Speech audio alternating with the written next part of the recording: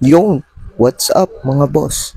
At eto nga, tapos na sa wakas ang part 5 nitong full sleeve project namin ni boss.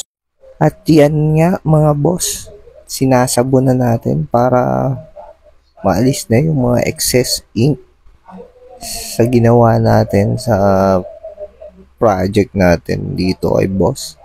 At yan nga, kung mapapansin nyo, naangiti na si bossing. At alam niya, eto na ang finishing touches ng session namin ito mga boss.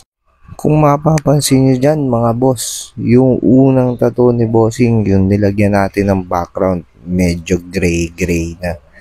Kasi mga boss, fresh tattoo pa lang yung ginawa natin background. Papantay yan mga boss. Antay-antay lang natin ang mga healing para maging ayos na. At dahil healing part na mga boss, si bossing na ang bahala dyan kung paano niya alagaan ang ginawa nating background para mabuo ang kanyang full sleeve tattoo mga boss. Dahil nagawa na natin ang parte natin bilang isang artist mga boss, na kay bossing na kung paano niya pagagalingin ang kanyang tattoo. At di pa yan nagtatapos.